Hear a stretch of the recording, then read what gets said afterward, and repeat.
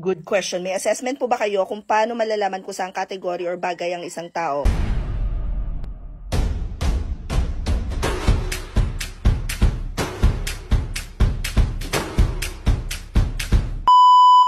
Gusto ko mag-freelance, hindi alam kung paano yung niche, kung paano yung industry, paano sisimulan. Tapusin nyo tong video na to kasi I'm pretty sure marami kayong matututunan in just 3 minutes. We've been doing this for over 13 years and through those years na-identify ko na kung paano nga ba malalaman kung bagay ka dun sa client na yon, sa niche, industry, or role na gagawin mo. Remember na meron kang 4 na pwedeng i-offer na service: admin, creatives, tech, or customer support. Alin doon ang marunong ka na? Alin doon ang magaling ka? Alin doon yung confident ka na i-offer sa clients mo? Once you've identified that, the next step is for you to identify ano naman ang bagay sa'yo na industry. Kung ikaw ay galing sa BPO, anong hinawakan mo na account? Kung government or galing ka sa corporate, anong ginawa mo or posisyon mo? Kung ikaw ay estudyante, ano naman yung tinake mo na course? Kapag pumunta ka sa link sa bio ko, meron tayo dyan tinatawag na work from home roadmap. Kung ikaw naman ay visual learner, eto yung i-click mo, free yan pareho. Kung ikaw ay mahilig magbenta, halimbawa ikaw ay may experience na sa online selling, e-commerce ang kunin mo. Kung ikaw naman ay licensed na sa real estate dito sa atin sa Pilipinas, or ang sagot mo dun sa 4 na question is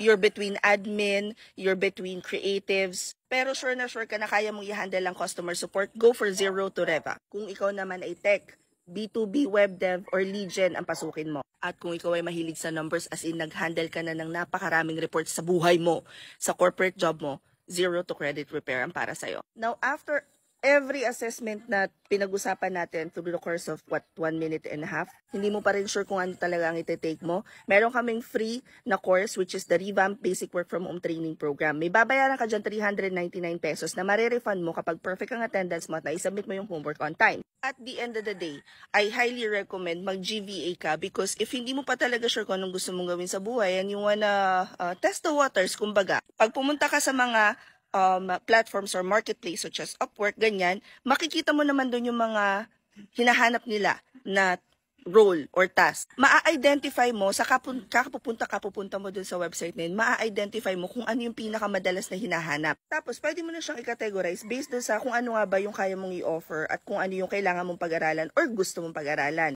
A lot of us, we might feel overwhelmed at sa umpisa. I think it's important na when you're starting your journey as a freelancer, alam mo kagad kung ano yung biggest why mo because bukod sa mga nakikita nyo pinopost dito sa social media about freelancing, ang daming pros and cons talaga nitong industry na to.